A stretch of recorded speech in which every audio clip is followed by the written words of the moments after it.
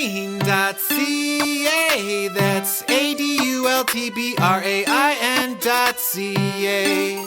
If more of you supported the show, I'd be less sick of podcasts. The blah blah blah. Sending out good vibes. The blah blah blah. Good vibes. Good vibes. The blah blah blah. Good vibes. Good vibes. 108 breaths of deep gratitude and prayers for guidance and protection. And put on a didgeridoo and shamanic drumming track. Shivers or vibrations and stuff like that.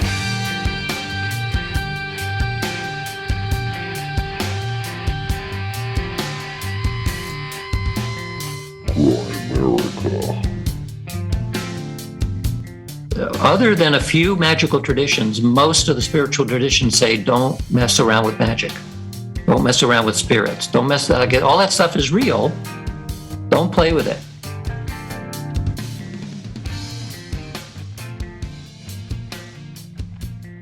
Welcome back to the Grimerica Show.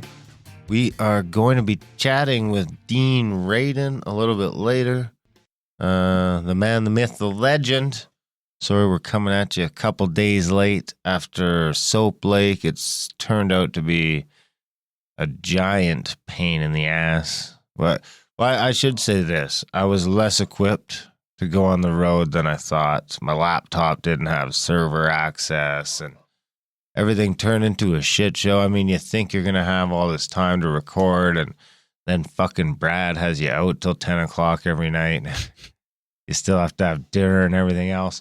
But we did it. We had a fantastic time down at the event. We did find out we had to test to come home, which of course resulted in Graham, I have COVID, Dunlop having COVID, which put a real wrench in our return to Canada plans, which is why Kyle Delisle is going to be joining us for this intro, because he is now grounded once again. His trips are fucking, his plans are out the window because of a tour. But at least this time you're set up in the basement. At least not even in the basement. You're in the upstairs, top floor. Yeah, and at least I'm somewhere in Canada. Yeah, you have your own bathroom. Yeah, no, it's actually pretty nice here. I get to be on the podcast too as well. So I got no complaints. It's pretty good so far. If you're gonna get caught under COVID restrictions, this is a nice place to be. Are you guys allowed to be in studio together though? I think you're supposed to be in separate rooms. No, the note very clearly says that we're okay to hang out together. Yeah, because we travel together, so we're allowed to. Now, if like he didn't travel with me at all, and I just showed up, then we'd have to be separate bathrooms, separate. And you can't come over because you're positive. Yeah. And you probably already gave it to us anyways. Thanks for not masking. Yeah, it's all my fault. Yeah, well, I didn't mask in the truck, did you? We should have masked him in the truck. We should have masked him. We should have kept the windows open. We should have just put him in the back. Yeah, we should put him back with the bathtub. If the cops pull us over, they're like, why you got a guy in the back? We're just like, he's got COVID, man. An ice bath. Yeah, he's got COVID.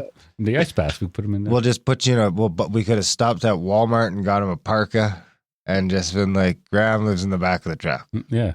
Well, he's already cool. He already took my sweatshirt and he took your sweatshirt. Yeah, he's trying to do the whole smallpox. He's trying to do the whole smallpox thing to us. Yeah, it's like they did smallpox. He gets COVID and he's like, give me some of your guys' clothes. There you go. Put this back on. Enjoy life.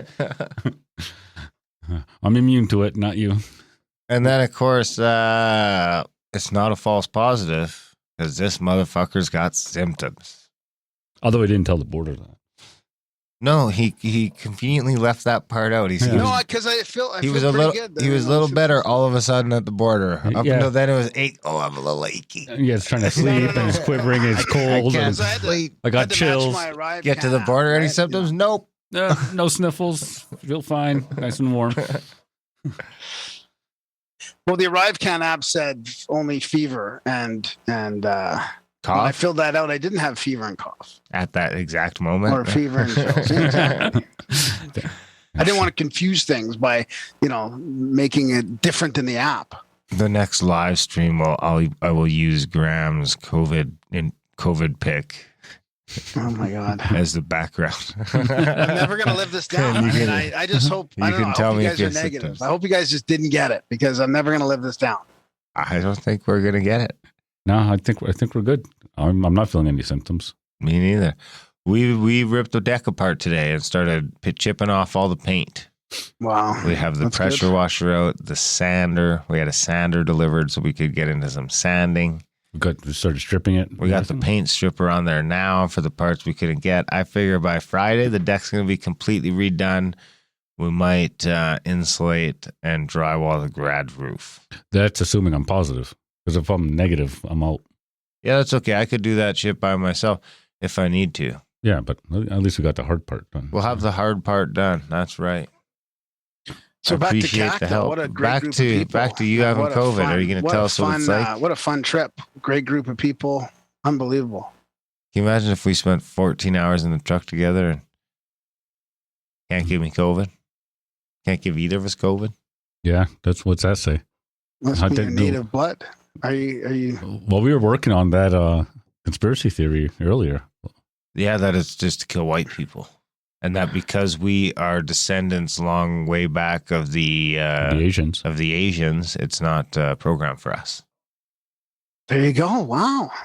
But I mean, it's only Tuesday, so I mean, by Friday, if we're fucking laid out upstairs, Yeah, if we're almost half dead, then that theory's out the window. because I do seem to have some little like sniffles that sneak up here and there. But I mean, it's fall in Calgary. It's allergy season. It's drier than fuck. We were stuck in vehicles for almost a whole week. Yeah, through a bunch of different climates. Yeah. Dusty too. Yeah. Plus But we'll see. I feel fine. Yeah. I'm I feel stuck good. in my house for another 12 days? 12 days. 12 days after today. Well, So- I'm going to get out of there sooner than you guys then. I'm going to be able to leave. I can leave after 10 days. Well, is it 10 days from when you tested positive or from 10 days since entering Canada?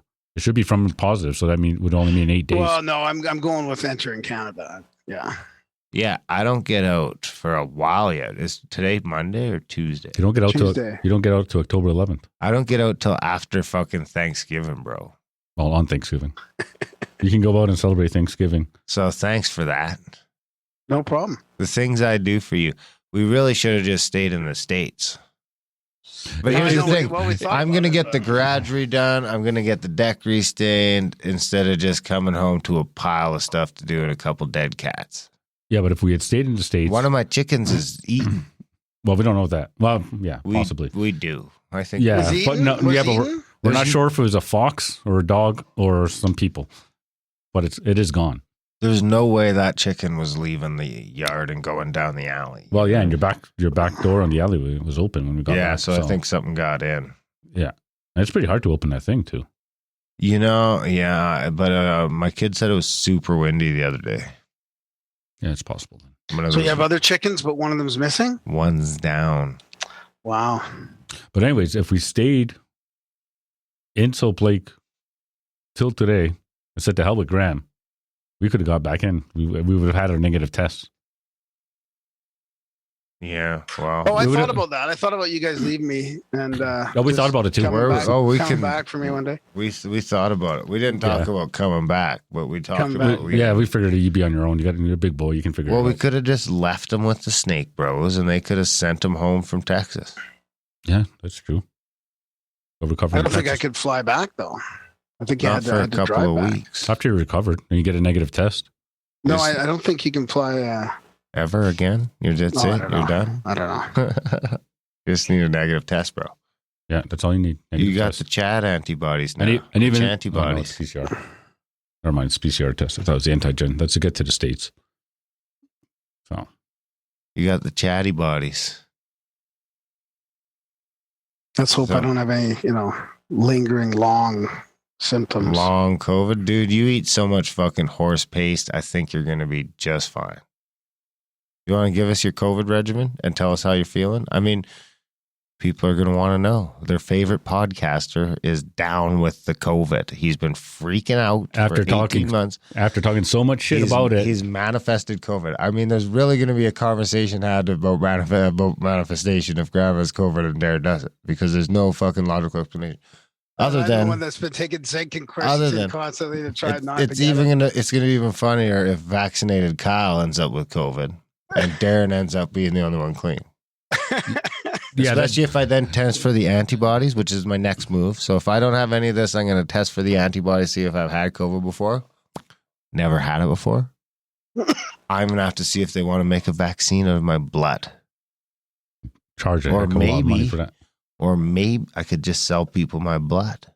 Or I could have sex with you for a lot of money. Me? I could You're save you pure from blood, pure COVID blood. right now. You were just talking yesterday. You didn't want to kiss him to get COVID, but you share a lollipop. Now you're going all in. Well, he's going to pay me. Oh, okay, that's fair. I don't think it works like that, though. I think we'll just have to draw the blood, mix it with some stuff, and inject it into people. Doesn't have to be your blood. What? They don't know if it's your blood or not Oh, well, we should keep it honest. for a while. We could dilute it quite a bit. Yeah. Quite a bit. Like a lot. No, I'm feeling pretty good. I'm just a little achy and tired.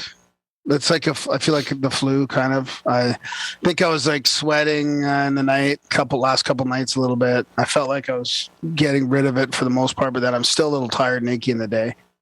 Have you puked? But I mean, not much of a cough, like a little tiny cough here and there. And You were my coughing throat's quite a been bit on fine. the way home.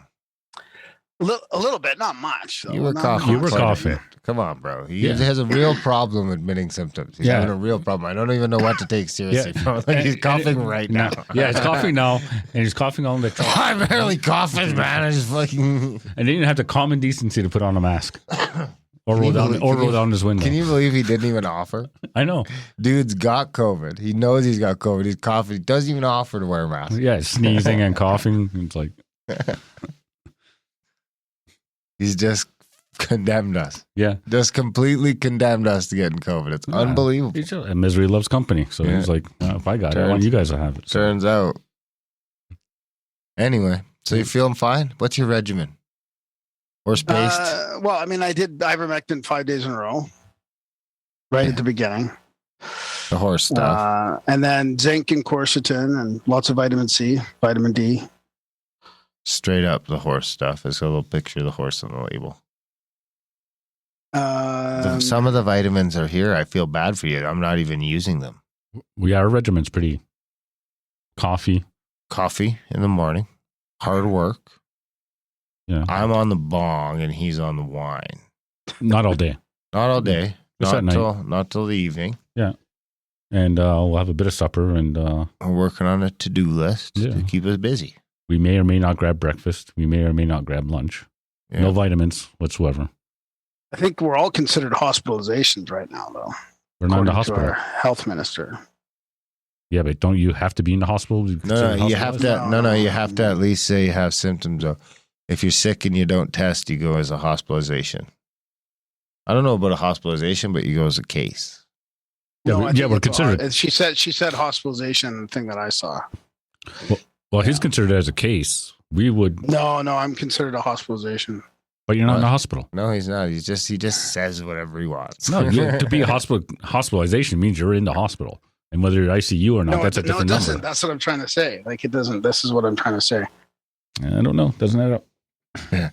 He drives home from the border after getting a scolding. Hospitalization. Because they tried to send him to the quarantine center. Oh, and plus he's going to get a fine. I do think you are going to get a fine. You better talk to the JCCF. Actually, we may get fines too for not having a COVID test at all. Nah, we'll just No, I mean, ours is an easier fight. totally. I don't think we'll get fined. I think they're going to make an exemplogram. Yeah. Totally. This is what happens when you try to come back to Canada. The border guard even said she was already talking about enforcement. Alberta's top doctor says people home sick are counted in COVID numbers. Yeah, Oh. you count it as a case, not as a hospitalization. Yeah, I don't buy it. See, he just extrapolates whatever he wants from that. Nope, it's a death. He's looking for any kind of like Oh, label yeah. he can get. I'm a caseload, I'm a hospitalization, I'm a ICU. Yeah.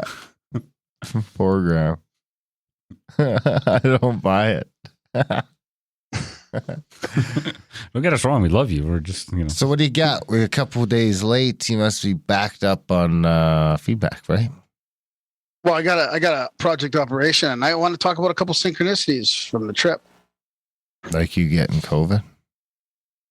That's not a synchronicity. That's just good luck. Now I get the antibodies. Looks military to me. Definitely military. Probably classified, too. Dish fire. He was there, he was just doing his little mantra. This isn't happening to me. This isn't going to happen to me. Operation Bam. It didn't work, did it? It didn't fucking work one bit. I told you, man, the universe doesn't pick up on those fucking that not gonna. You just got to think Graham healthy. I did. Yeah. You can't well, think I was Graham too, not COVID. Graham not COVID. Graham not COVID. Fuck. So this is kind of a long one, and it's a bit heavy, but Is it's it long? definitely interesting to think. It's not long. To It's an think hour. of. It's an It was hour. sent by. It's not. What? Oh, the Oppo. Yeah. Right. It was sent by a friend to. It's from one of those posts, like one of those, probably one of those online forums. So, let me know what you think of this. Of course, now I've got a dry throat. So, longtime lurker and retired strategist for a major left-leaning think tank. To be clear, I never agreed with them and always been quite the sophist and mercenary in the field. I want to let you know what is going on. Politics is war without bloodshed. How do you win a war without fighting? You get your enemy to commit suicide. Bum bum bum. Right now, they're getting you to commit suicide by buying into an ideology. That ideology is anti-vaccination. They do this by getting you to join the ideology and then get you ready to defend it. The first step is to make you feel that it's harmful. They did this when the MSM and the elites, your enemies, made a political move to back it. The second step is to make you think it's harmful. You saw evidence that the vaccine is very deadly. The third step is now give you validation to publicly support the ideology. This comes from support from paid opposition, celebrities, and authority figures that also side with your opinion. These people are paid to validate you. Every one of them knows what happens if they were to go out against what's going on. Their career they bled for is over with. They're being instructed to validate you. This method of priming is called ILE, instinct, logic, ego, and emergency. First, they cater to your instinct, then your logic, and finally they validate your ego so that it becomes publicly acceptable in your social circles to be anti-vaccination. When these three areas of the human psyche are opposed by an ideology, a person will now be able to act upon it. The final part of the process that seals the deal is E, emergency. This step creates a sense of emergency so that you act and fight for your ideology. This is where disinformation comes in. As of right now, you are being prepared to think that they are coming to put you in FEMA camps or to round you up and exterminate you. You are being primed to think that anything from a zombie apocalypse or a massive blackout or a market crash or a World War III is going to happen. Even if you don't believe these things or they seem unrelated to taking the vaccine, they are creating a combined effect. These multiple psychological operations create a clear message for you in your subconscious mind. Your enemies are at war with you, and you need to fight against it by supporting your ideology. None of these things are coming. The goal of any government in Western civilization is never to collapse the society. It is to reshape it. This reshaping is far more boring than any of the doomsday scenarios you are being told that will come to fruition. They don't want to kill you. They want to mute you so that they can accomplish their plans without disruption. The word mute is the name of a sophisticated operation that is more so a shared philosophy amongst various organizations that are currently opposing you. To mute you, they are just going to stop you from participating in society so that you have absolutely no power. They all have their own strategy to do this, but the overall goal is still the same. They are trying to mute you. This operation was started in a very powerful, well-funded think tank, passed along for critique and game theory-esque modeling to several other think tanks, my own included, and then it was finally approved for the initial one for implementation. What happens during implementation is that members of backing organizations, the money people, i.e. Greek finance, go to the heads of relevant organizations such as activist groups and corporations that are in the pocket and give presentations on social goals they want these people to carry out. The heads do what they want or risk working relationships and funding. Most of the time, they are already on the same mindset and are ready to sign on. They get everybody agreed to mute you in some shape or form.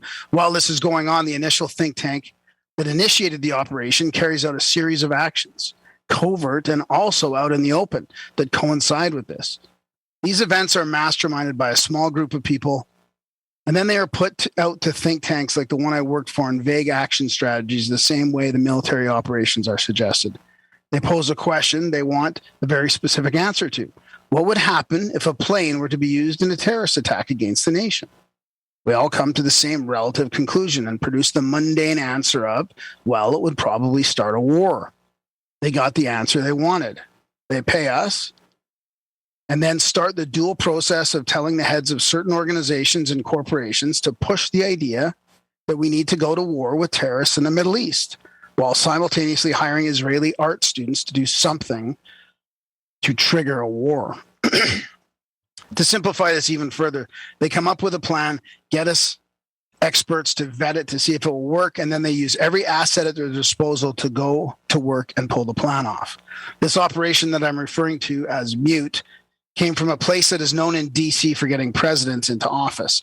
The fundamental problem in question, in so many words, was what would happen if fascism were to reemerge in the United States of America.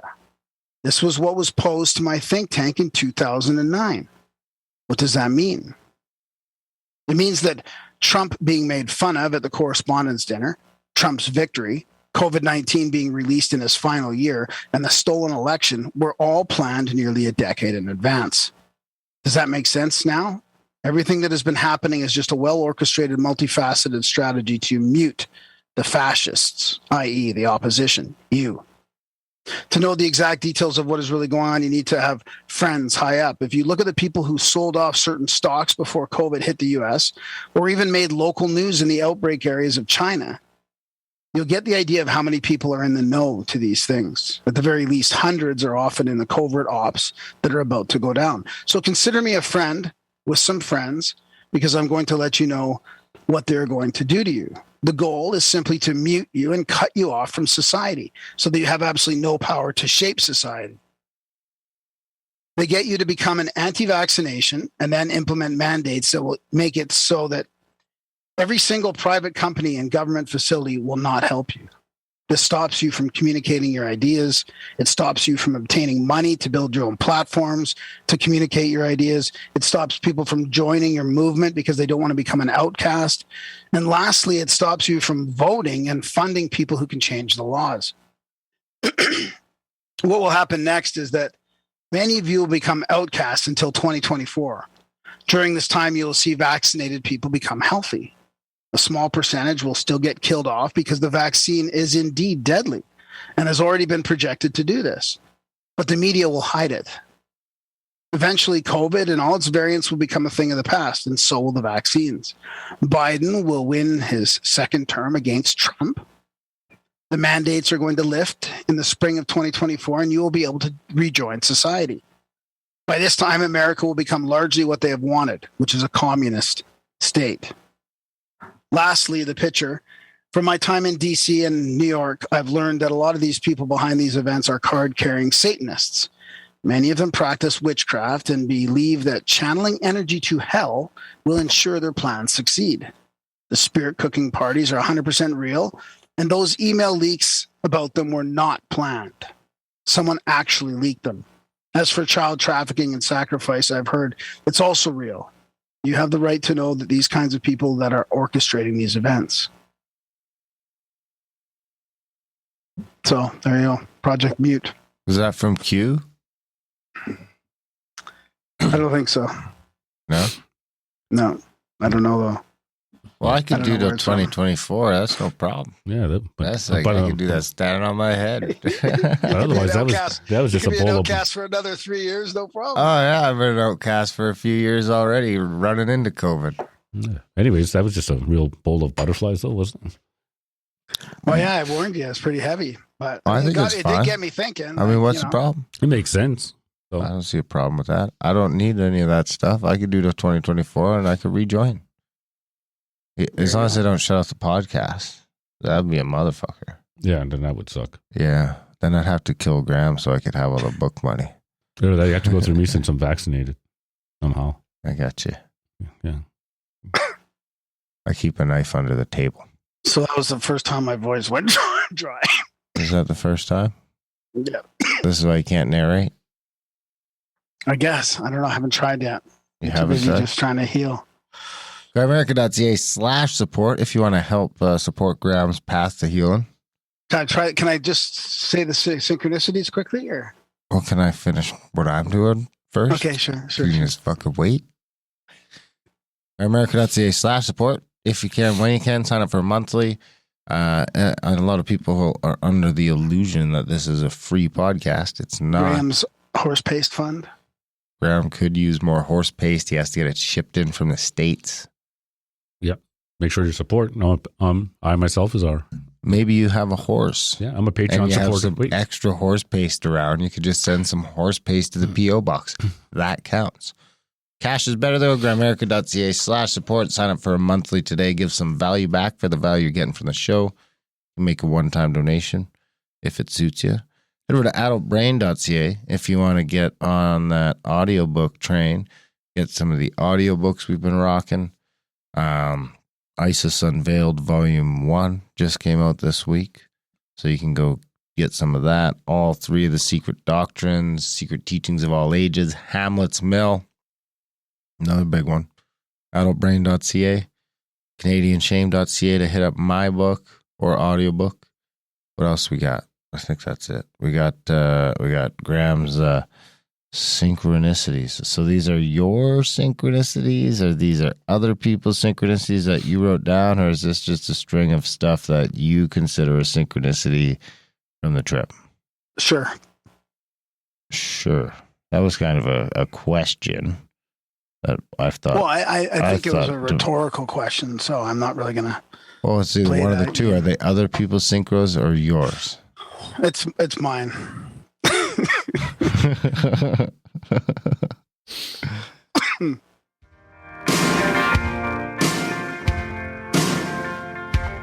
I want a good score for my synchronicity. If Graham reads it out, then Darren might give it to me. Hey, don't you please read it low, yeah.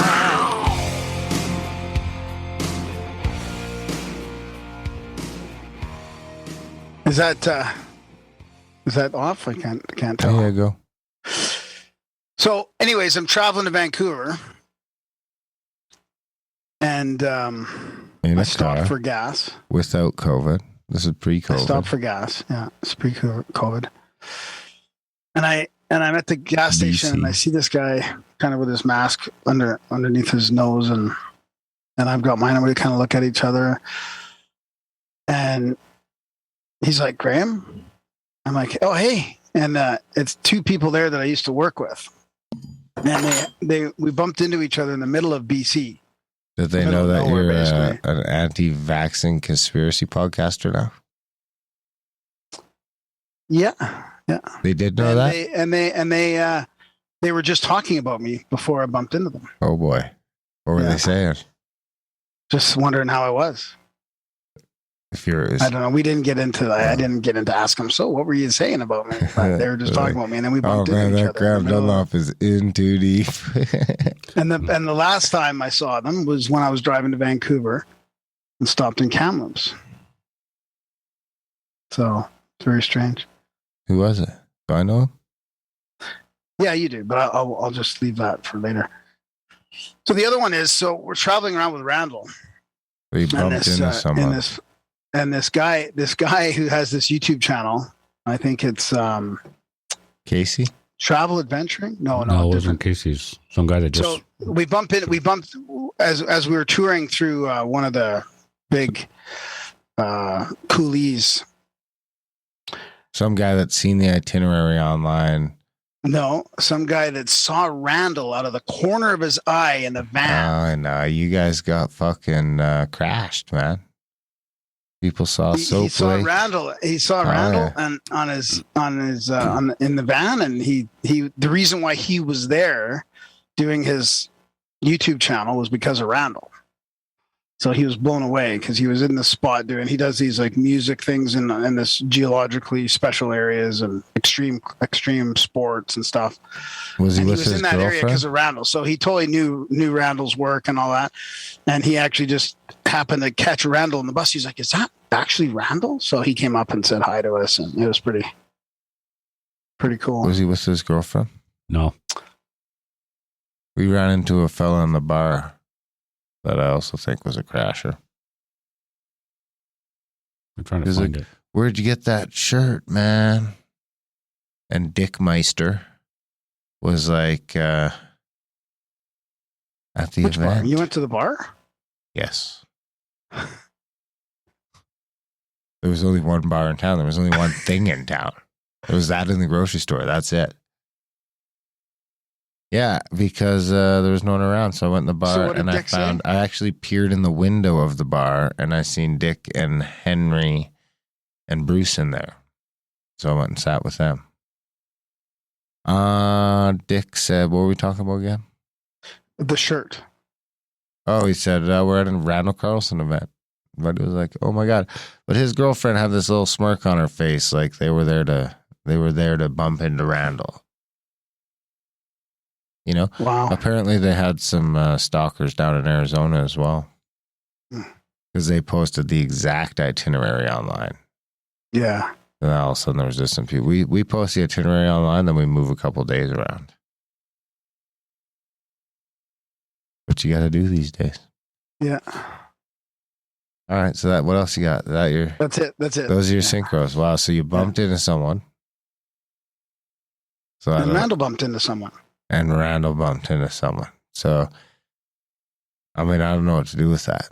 I can't. Don't do anything with it. I don't care. I'm not looking for a rating or anything. I'm just thought it was appropriate because it's both about the trip and both sort of bumping into people. I think we're like cheapening up the term synchronicity here, was just bumping into people. Dude, when you bump into somebody out of the blue in the middle of nowhere and they're talking about you, I mean, that's worth a fucking 9.5. There's like one road in and out of BC, man. Now, if they were talking about him and wondering if he's going to get COVID. Yeah. If he had COVID. I think that rates. Not only that, it's just like them saying, hey, we were just talking about you. I mean, it might have been an hour ago, might have been a month ago. I mean, who knows, man? Who knows? I can't. Yeah, I can't validate that. You just bumped into someone, man. I'm not going to tell my own synchronicities anymore on the show. Wow, I would love to actually see the book of what Graham considers synchronicity. Wonder how long it would be. He's like, I thought about the phone ringing, then it just rang. Not that there's anybody on the other side. It's just going to ring. It's magic. Speaking of magic, enjoy the chat. Dr. Dean Radin.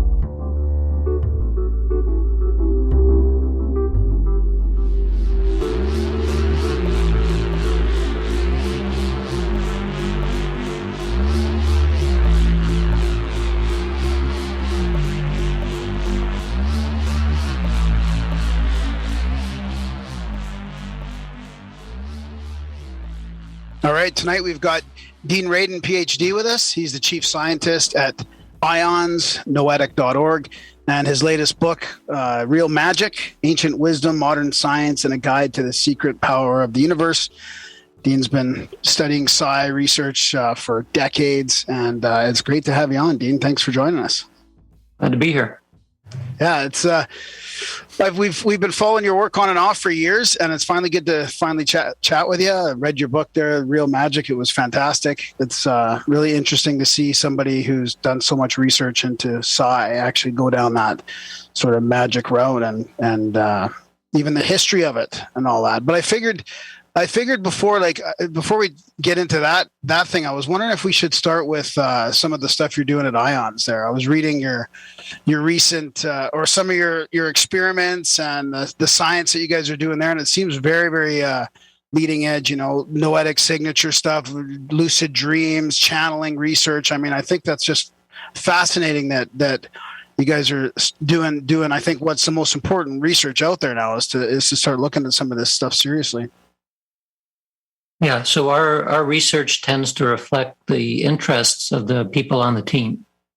So we have a team of multidisciplinary for the first thing, and quite experienced, both in traditional areas and in areas that might be considered psychic.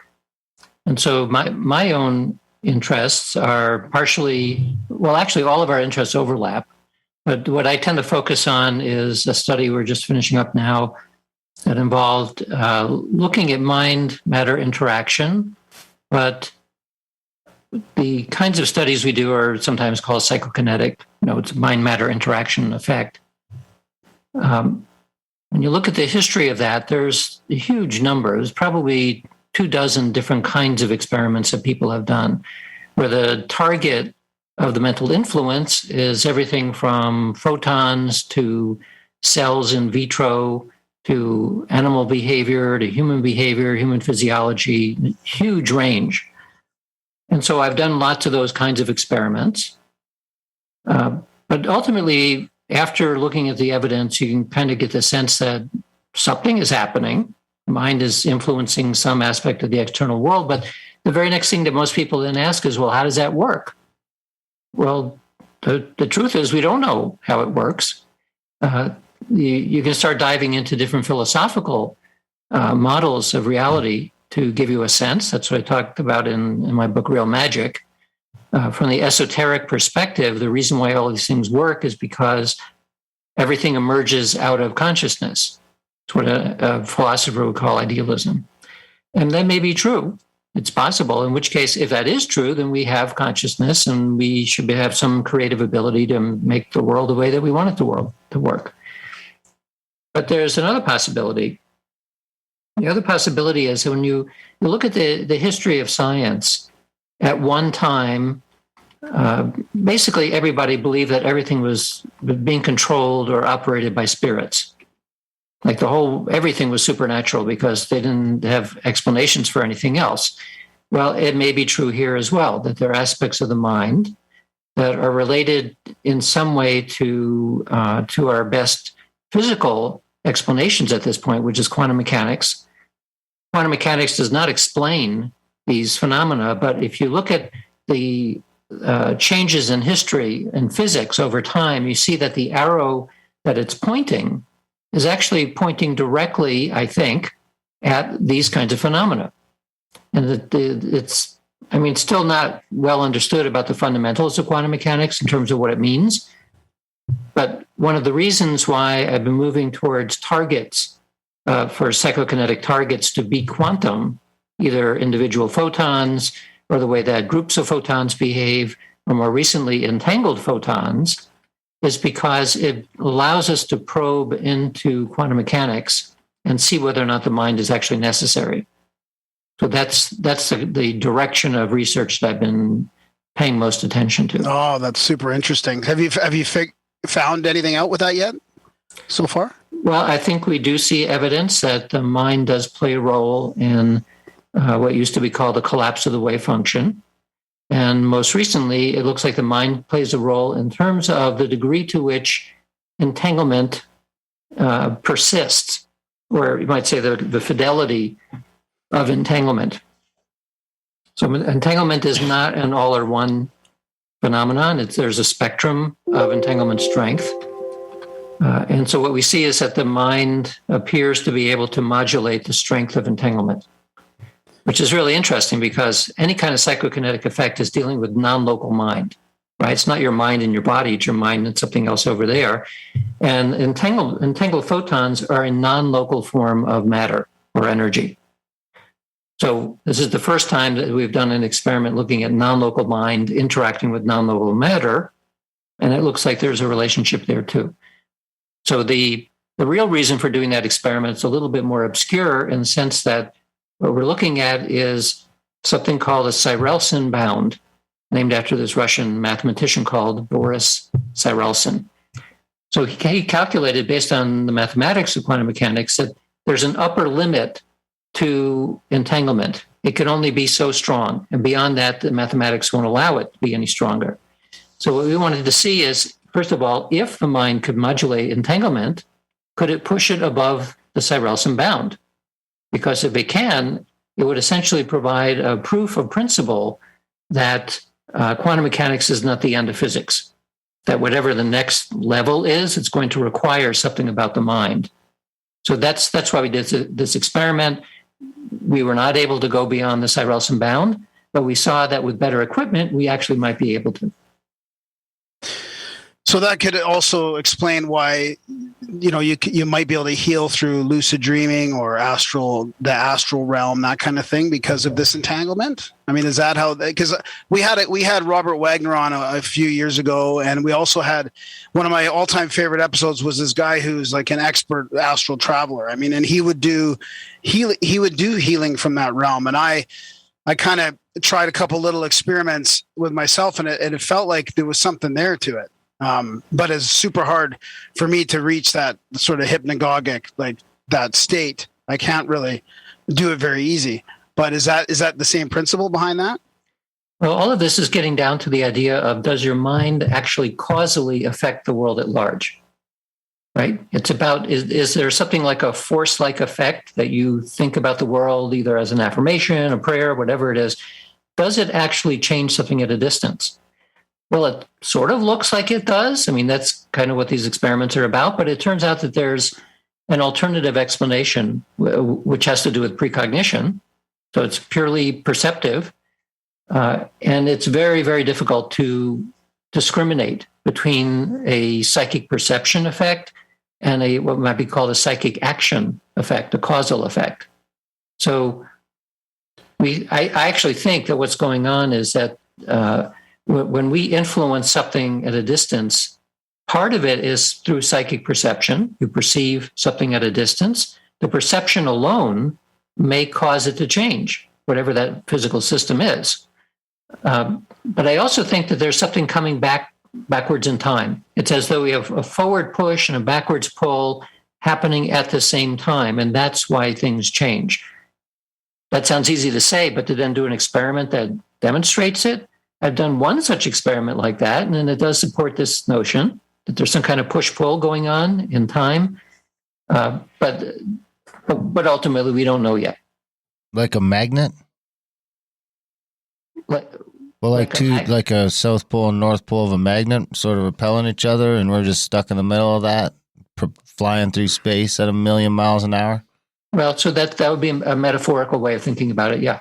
Excellent. Yeah, so there's separate experiments that look at retrocausation. So this is the idea that in the future you can affect something that occurred in the past. And so that has been done. There's like 24 experiments like that, and that works.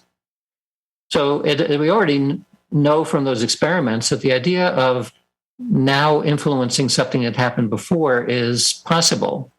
So if you take that and you take experiments which are trying to influence something in the future, you can kind of see there's sort of a reverberation or a resonance between future and past that cause things to happen now. Darren, that reminds me about that, like the synchronicity chats we always have, where we're trying to tell, is the synchronicity actually a precognitive thing, or are you creating that future? Right. Maybe it's both. Yeah. Right. So we spend a lot of time trying to figure out, is it this or that? And sometimes when you reach an impasse where you really can't tell one or the other, the actual answer is it's not this or that. It's actually both of them.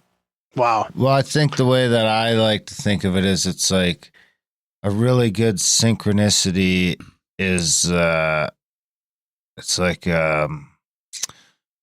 it's a reflection of a future emotion or something like that. Well, that's like the Eric Wargo sort of hypothesis. Right. Yeah. Yeah. So I'm an empiricist. I listen to the theories that people have and try to come up with a way of testing it. And some of it I've been able to test. And these exotic ways of thinking about things, forward and backwards in time, well, there's some evidence suggesting that is what's happening. And of course, the forward causal effects are easy to think about because that's the way we experience the world. We usually don't think about things happening backwards in time. So it will make your brain hurt to start thinking about how you can affect something in the past, right? And notice that I didn't say change the past. That's almost certainly not what happens. Once something happens in the past and it's registered, it's not going to change, I think. But influencing the past is quite different. So you can influence something which is not, in a sense, hardened, right? It's not already known by everybody. It's a gazillion things happening all the time that nobody's paying attention to. So it's those kinds of things that I think actually can be manipulated from the future. Oh, that's fascinating. So speaking about synchronicities, what would you consider your synchronicity then?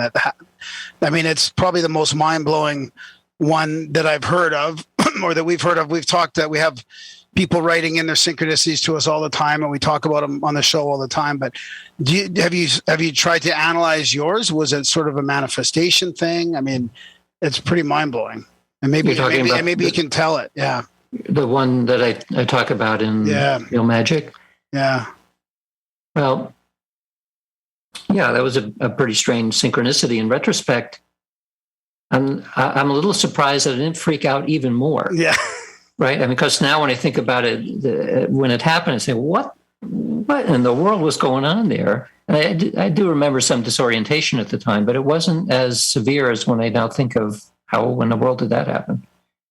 So the short story is we needed to find an office to create a nonprofit psi research facility.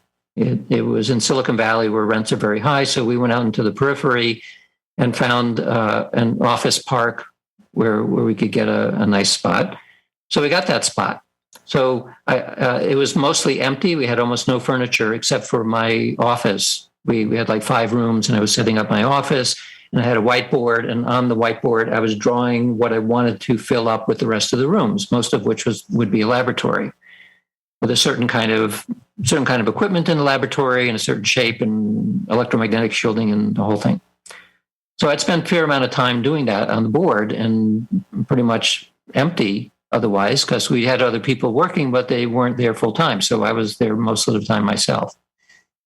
So I would go to work in a certain path and just like immediately go into the office. I didn't need to see the rest of the offices, but we lived close enough so I was able to walk to work. So one day I walked to work and I would approach the office from a different direction, and I noticed a little sign on the office next to us that said PsyQuest Lab.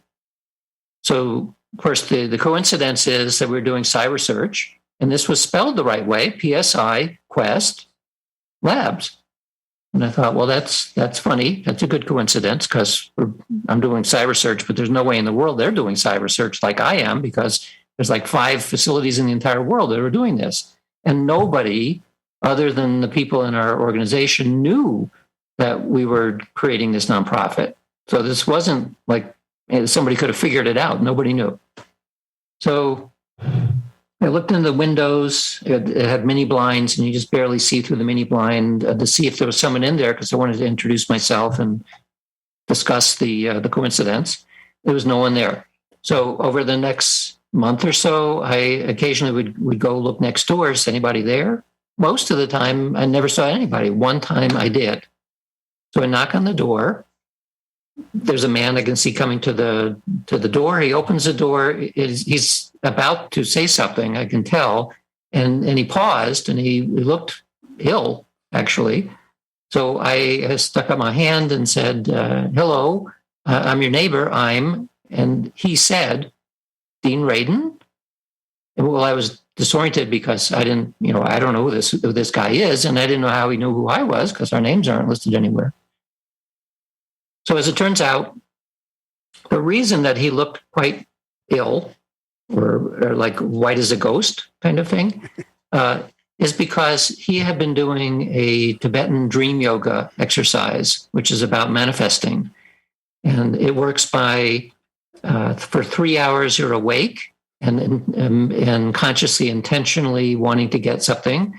And then you carry that intention into 3 hours sleeping. So you do this cycle, 3 hours, all the way around 24 hours. And by the third or fourth cycle, you're getting a little nutty, right? Because you're sleep deprived, and it's difficult to tell the difference between, are you awake now? Are you sleeping now? So, but he was getting into it. So I said, well, that's interesting. What are you trying to manifest? Me. He was trying to figure out a way of having me contact him, or at least getting information about how to contact me, because he wanted me to be on his board of directors of his business. Well, what is your business? Cybersearch. What do you mean by cybersearch? What you're doing. He was an employee at Apple who had done very well and cashed out and wanted to do what he always wanted to do, which was to create a Psy research laboratory, which he did. That's what it was. So I thought, well, that's pretty strange. So then the second level of strangeness is, he said, well, do you want to see the lab that I've built? Sure. So I go into the lab, and then it's my turn to turn white, because what he had in his lab, which was adjacent to the wall where I was drawing what I wanted, that's what was there. It was a shielded room. It had certain equipment in it. It was as I was imagining. So I was pulling towards me this facility. He was pulling me towards him. And so we end up literally adjacent to each other in the same facility. How do I explain that? Well, I use the metaphor of gravity because it's almost as though we're all orbiting bodies, right? If we increase the gravity that we have, we will pull things towards us. We'll start orbiting around and on occasion collide. We both had strong intention. We're both trying to pull, and we almost literally, we sort of did collide. I ended up at the same place at the same time. And there you have it. So again, in retrospect, in thinking about the number of things that would have had to have occurred for that kind of connection to happen is, from a probabilistic perspective, really small. So it's synchronistic, yes, because we weren't consciously trying to get the other person, right? I knew what I wanted, but I didn't know that it was on the other side of the wall. And he knew he wanted to contact me, but had no idea even where I was. That's why he was so shocked when he opened the door, because he made me appear. So among other things, when you have that kind of a synchronicity, you immediately start thinking about, I think I have free will, right? I think I chose that office. I think I knocked on the door. I think, I did this all freely. Apparently not as freely as I thought, because he was pulling me. So those are the considerations that happen when you have that kind of experience. Yeah, that's fascinating. That's a good one, Darren? That's pretty good. Are you still working with them? I'm in contact. Actually, I got an email from him that took place over 22, 23 years ago. But I got an email within about the past month where he's, for a long time, he set it aside, and I was going back to do cyber search again. So we ended up not working closely together while we were there. We were friendly, we'd talk to each other and share ideas and stuff, but we didn't end up working together, which also is kind of strange in retrospect. I mean, we were right there. He had facilities. We were doing the same thing. So I don't know, maybe both of us got freaked out and sort of mentally kind of set it aside, because otherwise, it was strange. So what's the noetic signature that you guys have as a research project on your ION site? This is a survey, which is where we ask questions to find out, what are you likely to be good at psychically?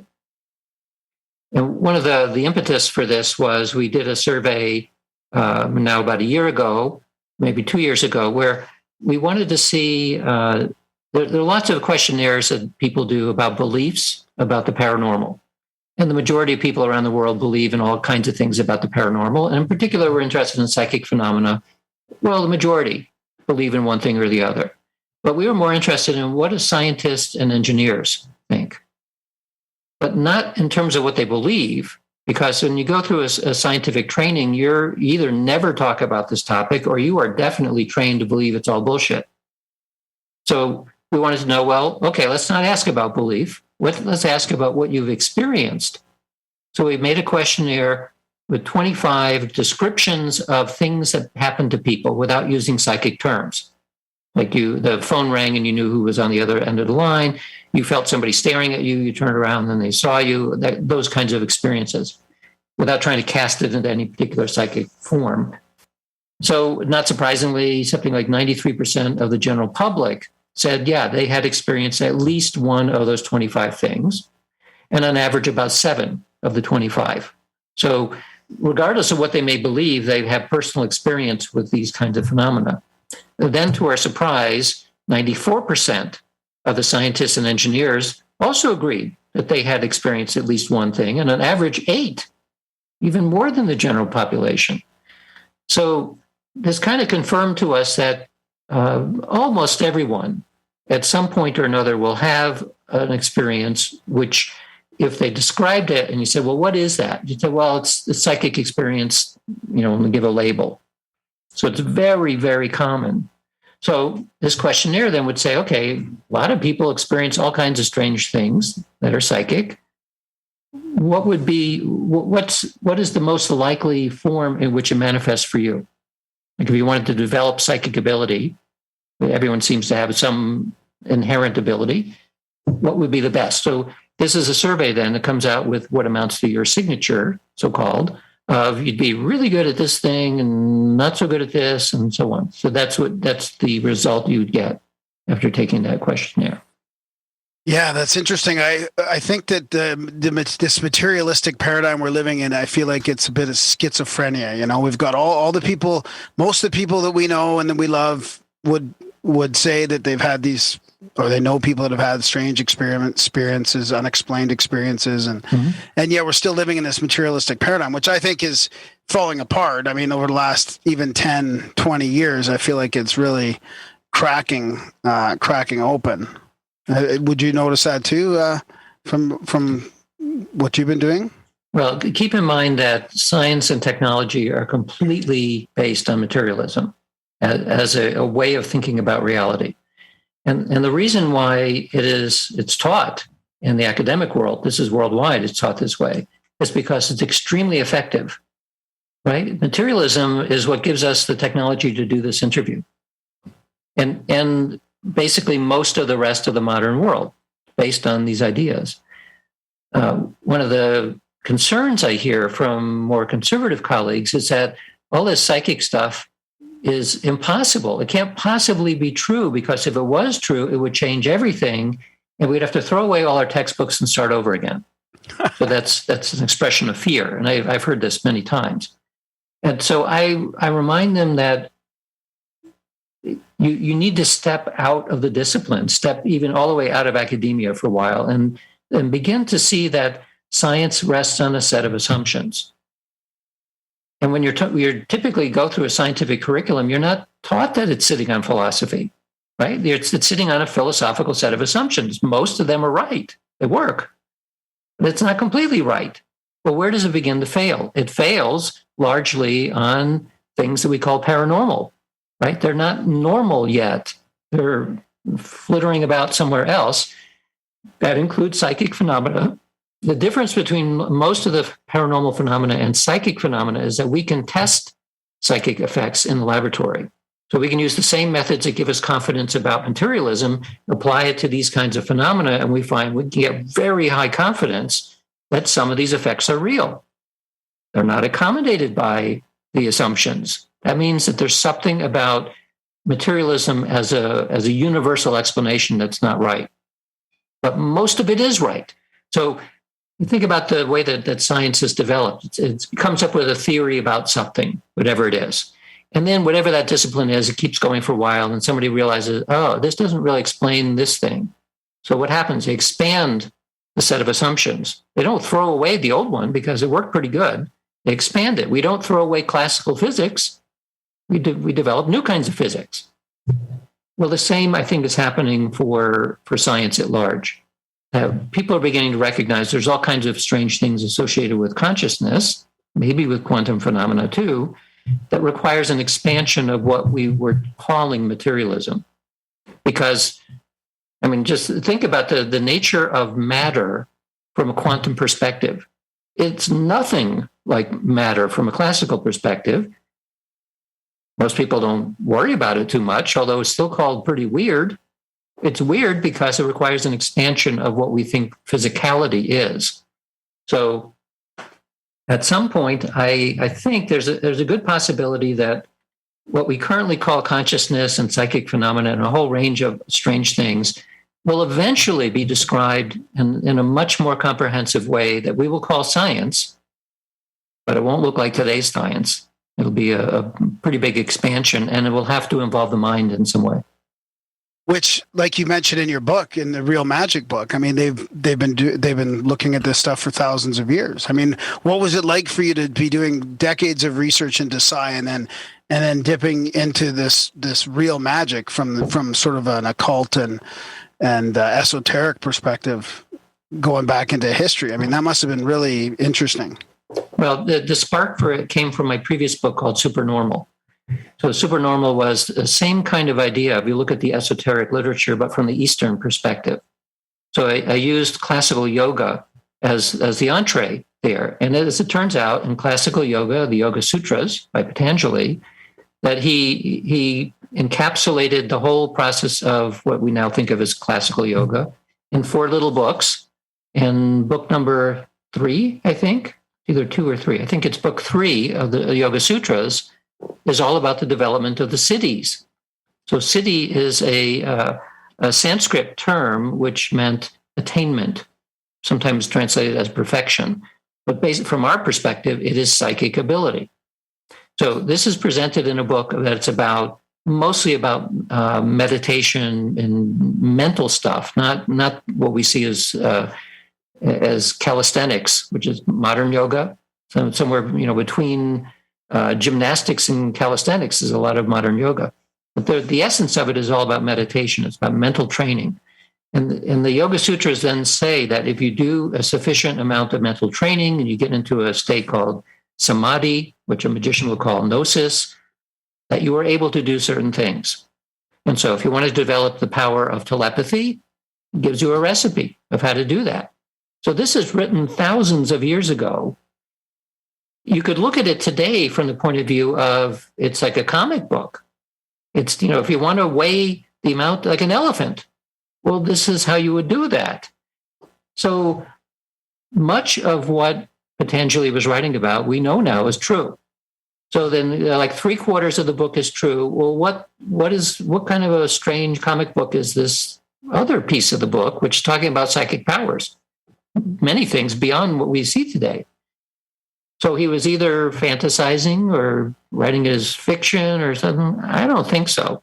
So I wrote this book, Supernormal, to kind of review the different kinds of powers that he talked about and say, is there any way to think using modern scientific methods that those powers might be real? The answer is yes. So the next book, I took the Western esoteric traditions. And for there, it's exactly the same as the Eastern, except we give it a different name. So it's not siddhis, it's magical practice. It's not samadhi, it's gnosis. But the parallels are very clear. So I figured because the people in the West are more comfortable with magic now because of Harry Potter and all the movies and everything, I figured it would appeal more than a book about yoga, because there are not that many people interested in especially classical yoga.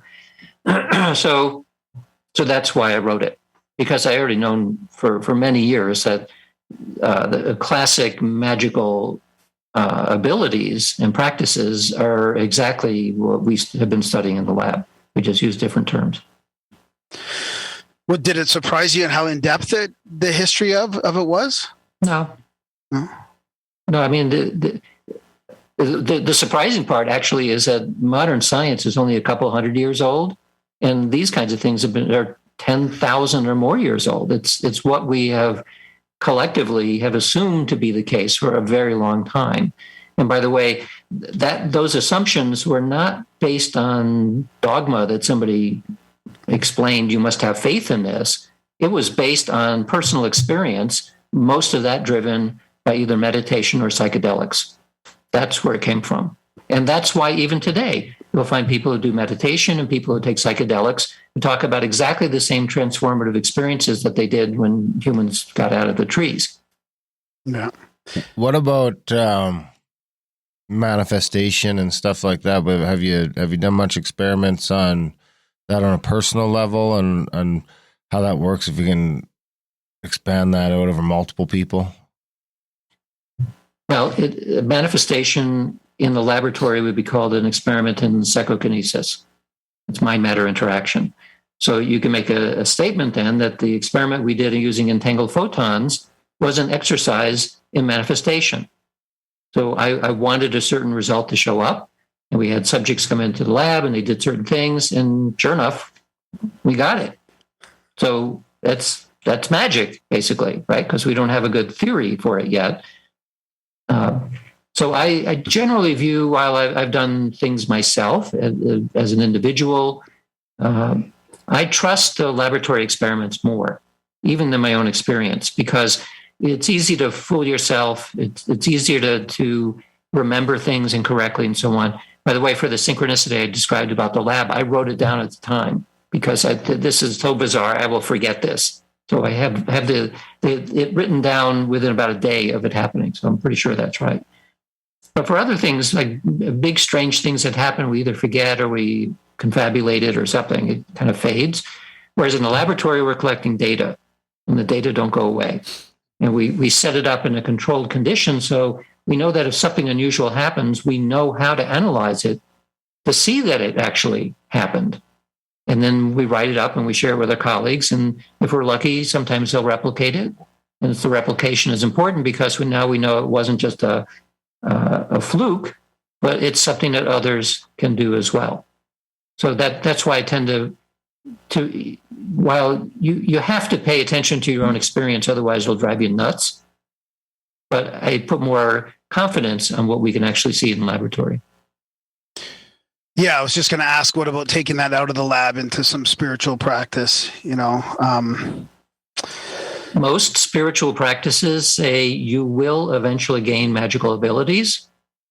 Don't dwell on it. It's other than a few magical traditions, most of the spiritual traditions say don't mess around with magic. Don't mess around with spirits. Don't mess. All that stuff is real. Don't play with it. And in a sense, I think it makes sense because you can encounter these kinds of phenomena pretty early on as you're developing. And they're attractive, they're seductive, right? Because power is seductive. And if you're not ready for it, you could probably do pretty good damage to yourself and the people around you. So I think the advice that comes down through the ages is first, learn how to be stable and grounded. Then learn how to sustain gnosis or samadhi for as long as you wish. Then get enlightened. And then maybe on occasion, if you need to manifest something, you can do it, but don't start with that as a goal because it's dangerous. That's really interesting. Yeah, that's kind of leads into my next question. I was going to ask you about, now that the internet's here and everybody is interested in the occult and magic and which only maybe in the past the initiated or the adepts would have really known about, but now it's for everybody. Everybody's interested. I mean, can you speculate on how that's going to change our culture, like through sort of like a global consciousness kind of thing, if everybody's being aware of this or playing around with it? I think in order to become adept at this, you need two things. First of all, you need talent. And so everybody can play tennis a little bit, but not very many people are going to win at Wimbledon. Right? So natural talent, you either have it or you don't. In this domain, I would guess that talent, especially manifestation type talent, is pretty rare. Like maybe 1 in 100,000, maybe 1 in a million. Wow! Actually, have a strong ability to do this. Everyone else can do it to some extent, but it's quite weak.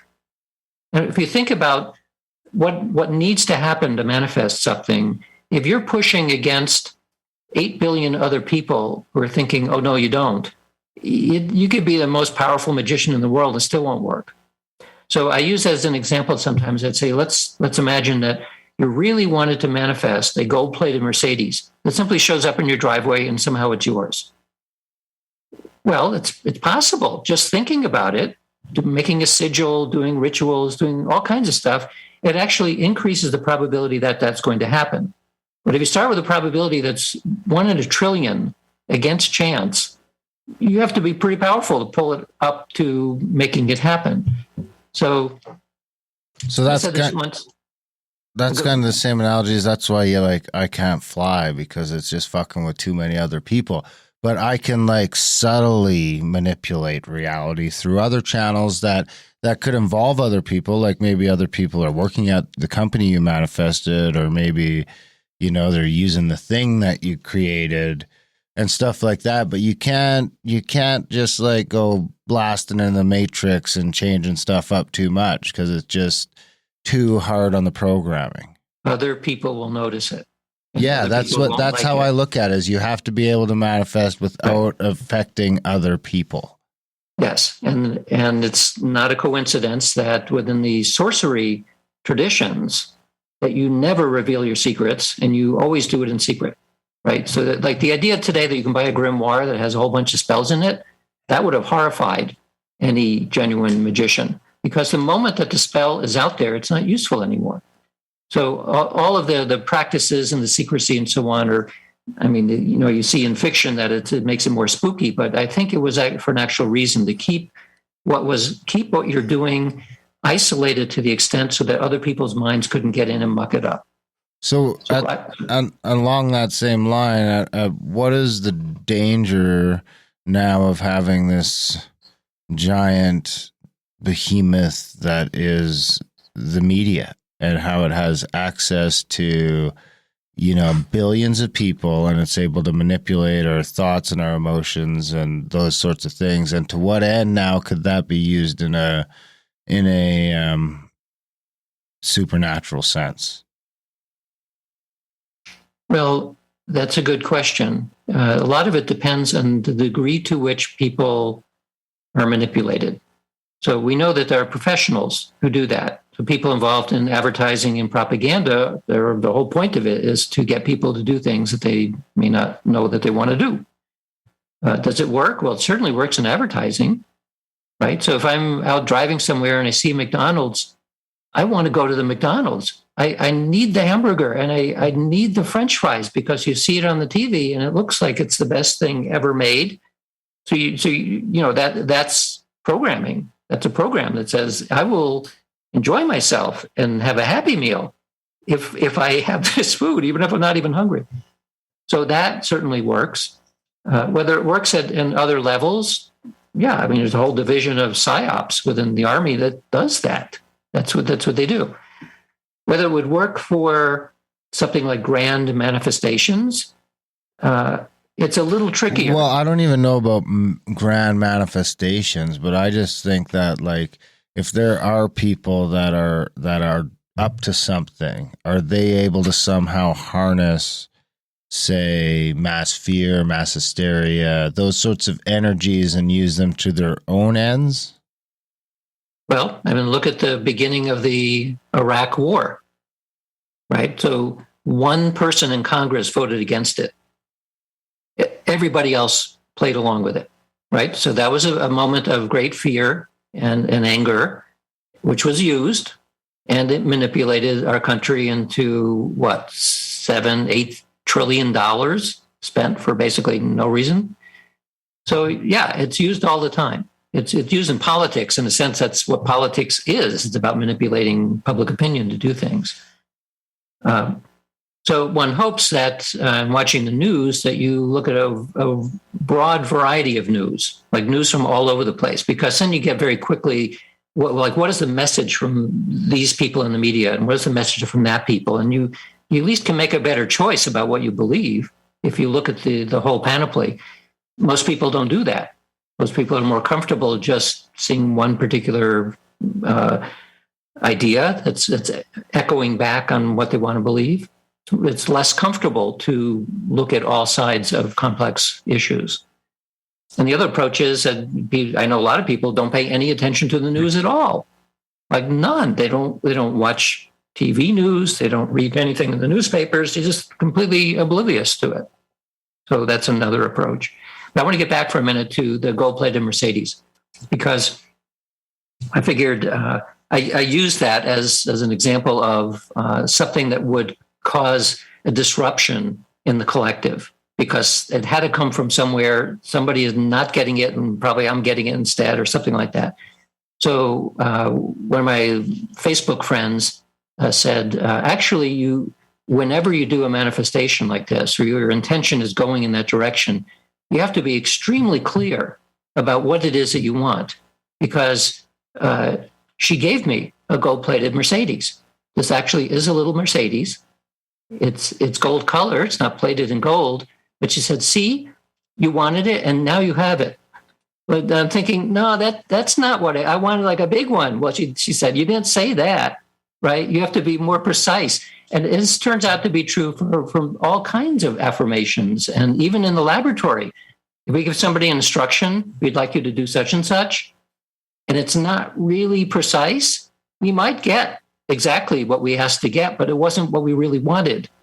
So we have to be very clear about when we're using our intention because we want something, really, spell it out to a level of detail so that if you actually end up getting that, that will be the thing that you want. So actually, I'm very happy with this because if this were an actual gold-plated Mercedes, I would have to explain to somebody, where did it come from, right? And so if it just shows up one day, it's probably not mine. And maybe somebody left it here by accident. So like the next version is, it shows up, but then you look and you see that it is actually registered to you. Like somebody somewhere just decided to give it to you. That's not very satisfying, because you're immediately wondering, well, who can afford what, $150,000 or $200,000 car to give away, right? It ripples. It makes waves and ripples in the collective, and that's generally not a great thing to do. Is there like an energy exchange that has to happen, like especially when it comes to sort of chaos magic? Like I know a couple people they've gotten exactly what they wanted, but at a price. Yep. They got the exact amount of money that they asked for in this sigil thing that they did, but they wrecked a car to get it. It seems like it's like you be careful what you wish for, kind of thing. Exactly right. So that's also has to do with being very clear on what you want. So here's another example. So we used to live next to a neighbor that, for reasons I don't understand, they had a house that had built-in air conditioning in the house, but for some reason they didn't like to use it. So I put a window air conditioner that was just made a racket all the time. So all during the summer, that racket was right outside the bedroom. So it's hard to sleep because you have this thing constantly droning all the time. So I made a sigil to make it go away. And then after a while, I started thinking about it. I said, I didn't specify why it was going to go away. Maybe it's going to catch fire and burn down the house. Maybe something horrible would happen. Maybe it's going to fall out of the window and squash something. So I rethought it. And so I had to redo the sigil so that it would stop. Like the noise would go away, but nobody would be hurt in the process. Well, occasionally it would be turned off.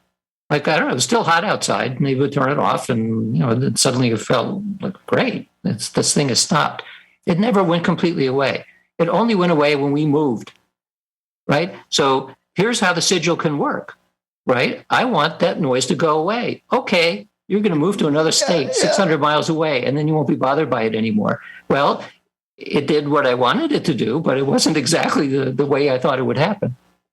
Yeah, exactly. That's exactly what I was talking about. How did you actually reword that then? I reworded it to say that nobody would be injured. So you actually put that in there. Yeah. Yes. Yeah. But no, because I was frightened. I mean, I'll show you here. Like a reason that I was concerned is because I went to a metal betting bending party where people bend spoons and things like that. And the only thing I thought that I would be surprised at or interested to see was somebody bending the bowl of a spoon in half, twisting on the neck and stuff and bending the neck. It's easy to do.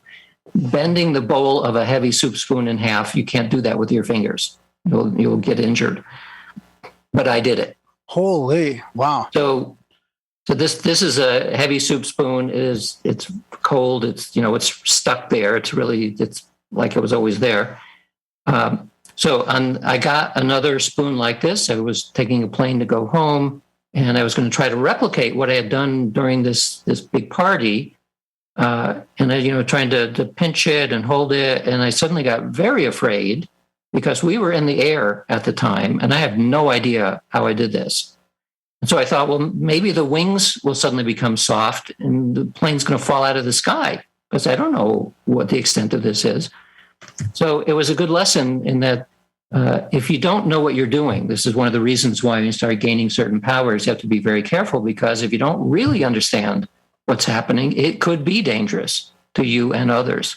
So that's where this lore comes from. Then, yeah, you're going to start gaining certain abilities, but be very, very careful about it. Great point. I do hear a lot of instances, and I've met quite a few people who have had NDEs, and they have gained special powers. I mean, and I don't know if that's just a latent power within them that's been manifested because of this experience that they've had, or was there any? Do you guys research that at all? And did you see any of that when you were studying or writing about the history of magic and the esoteric? Transformational experiences in general will awaken some abilities. So it's true with psychedelics. It's true with meditation. We've done surveys with people who are beginning to meditate to ask, have you ever encountered these kinds of experiences? Everything from synchronicities to clairvoyance and the rest. Almost everyone says yes. So it's not controlled at that point. They're getting spontaneous effects of this type. They seem to be related to the beginning practice of meditation. For the same thing with psychedelics for a lot of people, and certainly near-death experiences, anything which pushes you hard away from your ordinary way of thinking about the world, you don't come back the same person. And something about the opening as seeing the reality in a slightly more expansive way, maybe does something as simple as give yourself permission. Because most of the time we're going about their daily lives, we're not really paying that much of attention to what is actually happening. We're thinking about what we need to do, and we have to do this and that. So all of that is constraining. It's almost like blinders. Whereas if you can go somewhere and experience the world at large without all of those expectations and plans, it's much, much stranger. And we generally like to feel comfortable. We don't want to go around freaking out all the time. So we create a very stable reality where we know things are going to be a certain way. And it takes a pretty good shot in the side of the head to wake up from that. Like a blast of DMT. Yeah. I mean, if you get a DMT experience or something mystical experience or in a NDE or whatever, that's a shot in the side of the head that'll wake you up. However, some people will wake up and become psychotic, right? Even in meditation, a small percentage, something like 2%, 3% of people who learn to start meditating, they will go psychotic because they can't handle it. So there's one of the reasons we're reasonably stable in terms of the way that we see the world is because evolution has shaped us to be that way. Because I think we all have the capacity to know what's going on Pluto 1 billion years ago. We just direct our attention there and we can get it. But it has been suppressed for most people most of the time, except while dreaming, on drugs and whatever. That frontal lobe suppression goes away during those periods. It suppresses it because it is not useful for us as an organism to survive by knowing what happened on Pluto 1 billion years ago. What's important is the tiger who's immediately in front of you right now. So you can see how the brain and body have developed so that we are very, very tightly attuned to here and now and not there and then. Even though, under the right circumstances, we can pick up anything from anywhere. Yeah, I like that. I've never thought about it like that. It's maybe just as simple as giving yourself permission to experience that stuff. Now that you've sort of opened up, you've had some crazy thing. Now it's opened up the door to be honest and open with the rest of it. Yeah, I like that. Without freaking out. So one of the problems I have with the way that these kinds of things are portrayed in the media is that psychic ability almost always devolves into horror. There's even when you look on television and say, I want to see a science fiction show, it's listed as a genre of science fiction and horror because most of the studies end up being horrific. And so if something happens to a person and it's some kind of psychic thing, it's not simply that it's felt that it's weird, but that it's horrific, it's dangerous, demonic, right? Those are the images that come to mind. So among other things, besides all the other work I'm doing, I've co-written a TV series, which hasn't been bought yet, but we're working on it. The TV series is an antidote to psychic phenomena as horrific. It's the flip side, saying psychic phenomena actually are really, really interesting and not particularly horrible at all. In fact, it's the opposite. It's beneficial for you and everybody else. So it's a different way of approaching the same topic, but with a much more positive message. And of course, being science fiction, it still has all kinds of mysterious things happening in it to be interesting to watch. But the bottom line is not horror. This is the opposite of horror. It's inspirational and awe-inspiring. Speaking of positive and awe-inspiring and inspirational, what is the power of positive thinking quickly before we wrap up? I mean, is there a benefit to just going through life looking at the bright side? Oh, absolutely. Yeah. Just from a purely psychological perspective, it's much healthier to be positive.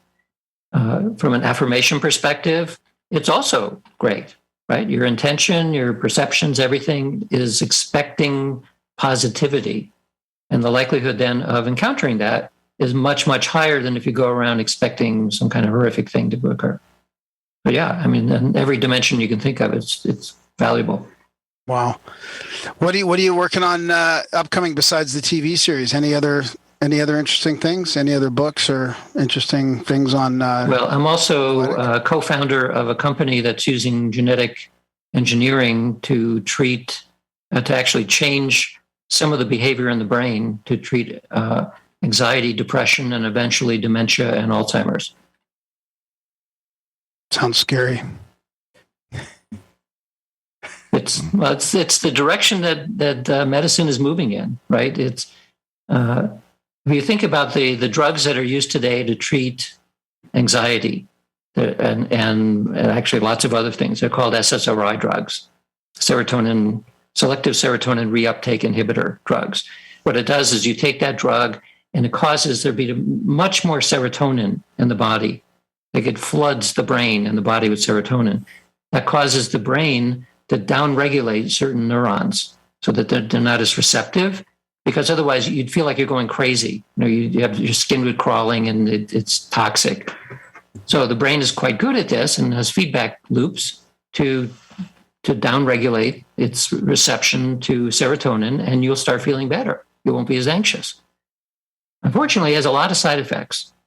So if you take an SSRI drug takes like 5 or 6 weeks to kick in, if you suddenly stop, you either become homicidal or suicidal or both.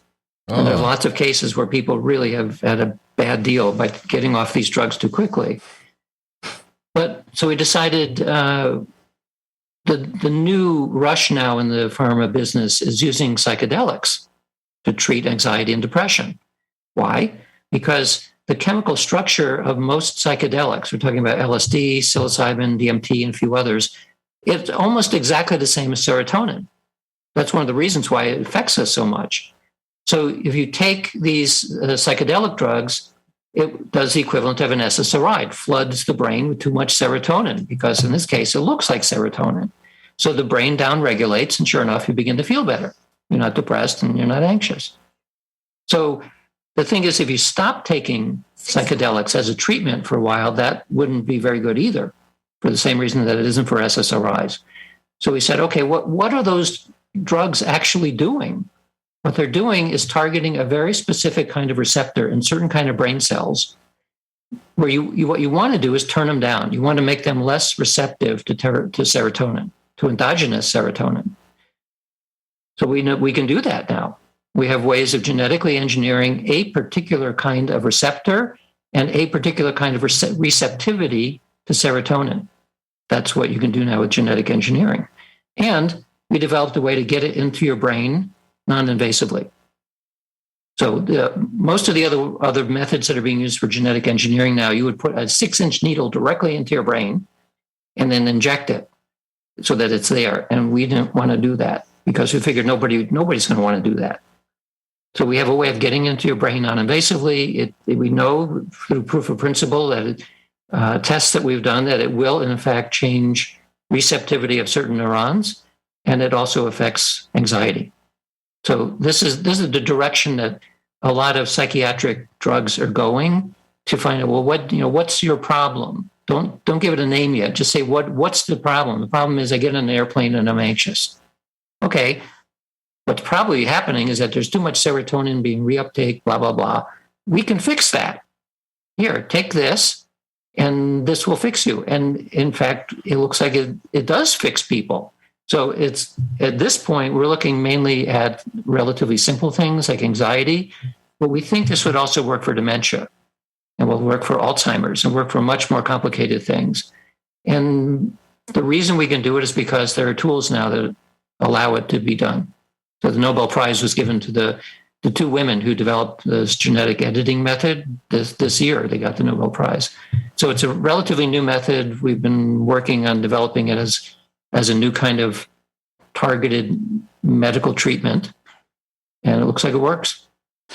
In some ways, it seems like a bit of a contradiction to the IONS thing. I mean, what about meditation and natural things for anxiety? I mean, isn't that also helpful in healing and to a certain extent? It is.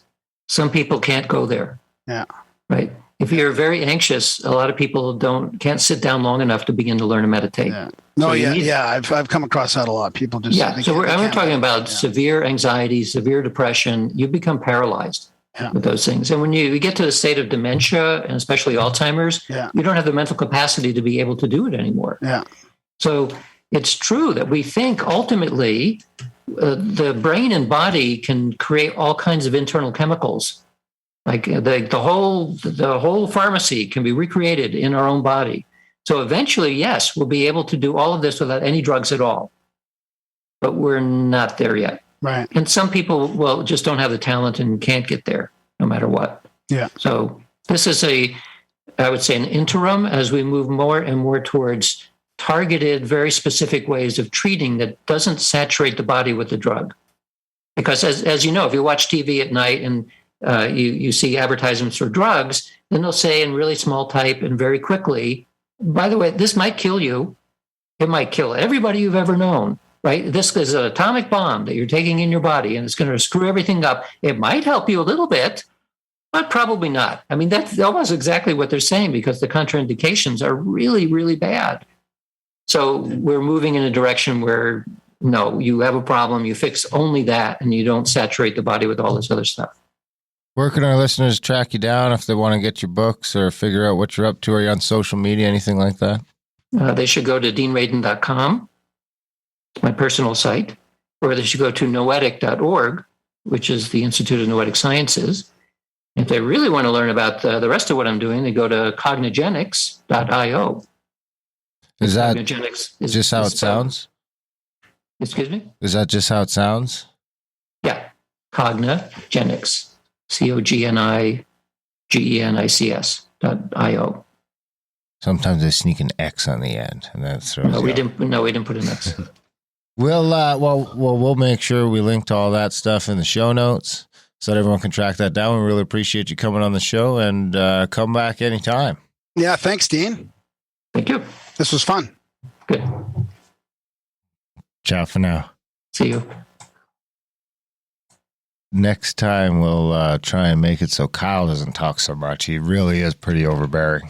I did have a few questions I wanted to ask, but I didn't want to jump in. Yeah, you're welcome to jump in anytime, buddy. Yeah, no, I want to ask him, having been in Peru just a couple of weeks ago, and we can't figure out how those giant walls in Cusco and Sacsayhuaman and the giant structures in Ollantaytambo, how they exactly managed to do that. And so it'd be interesting, not only how did they carve it, but we're thinking of it in today with the materialistic, what we can do with today's technology. Maybe they did it where we couldn't even do it. A lot of that, we couldn't even do it with today's technology. Like at Ollantaytambo, they got those giant rocks up there, but one of them's at the bottom, and they had to build a road around it because even today we didn't have the technology to move it. Yeah. So using that manifestation that he was talking about, one is that possibly using that to carve the stone and as well to move it and put it into place so perfectly. So that was something I wanted, was wondering to ask him about that. So. Yeah. Interesting. Yeah. Big thanks to Dean for coming on the show. Big thanks to Kyle for hanging out with us as we're quarantining here. Thanks to Graham. Didn't really have much of a choice, did I? No, you're stuck here. Thanks to Graham. Yeah, thanks, Graham. Yeah, we are outright blaming Graham at this point for our COVID, if we have it. Find out tomorrow. We're still negative up till now. Up to now, but pretty sure that'll change by tomorrow. Well, I'm still feeling a little tired and achy, so. Yeah, well, hopefully you'll survive. Yeah. You're not one of those people that I should have got the vaccine. I should have got it. Take the shot. Take the shot. Grimerica.ca/support if you can, when you can. If you're getting some value from the show and you want to send some value back our way, head over to Grimerica.ca/support today. Sign up for a monthly, make a one-time donation. Head over to adultbrain.ca if you want to get some of those great audiobooks Graham's been reading, some of the esoteric classics of all time, including the latest one that just came out, Isis Unveiled, Volume 1. As soon as Lazy Bones over here gets all over his cough, we'll get him started on Volume 2. And it's all fantastic. Stop coughing. Canadian shame, he's just faking it. It's not like school, dude. It's not like you don't have to prove to me that you're sick. I've seen the test.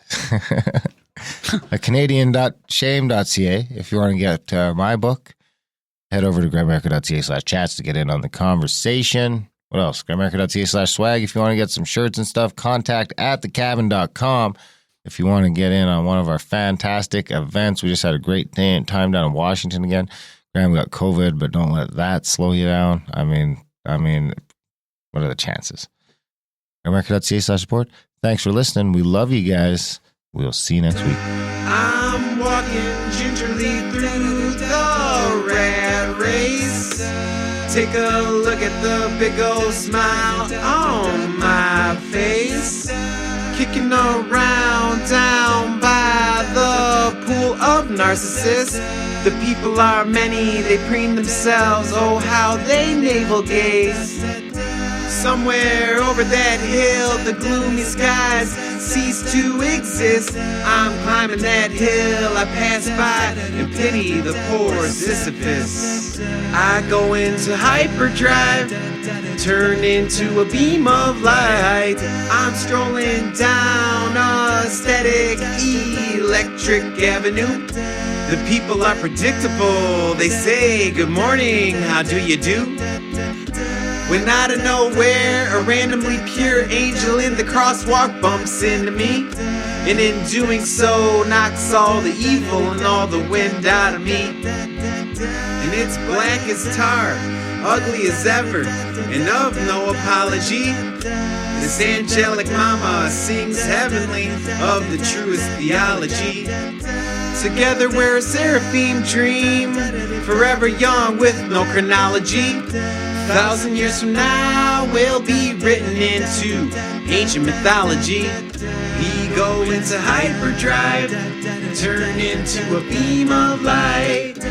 Can you tell me about the view up there?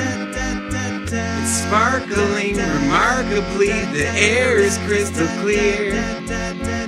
Well, please won't you tell me what it takes to transcend this place? A little bit of heart and a whole lot of soul. Take a look at the big old smile on my face. As My angel says dance with me and your life will never ever ever be dull. I go into hyperdrive, turn into a beam of light, turn into a beam of light, turn into a beam of light, turn into a beam of light, turn into a beam of light, turn into a beam of light, turn into a beam of light, turn into a beam of light.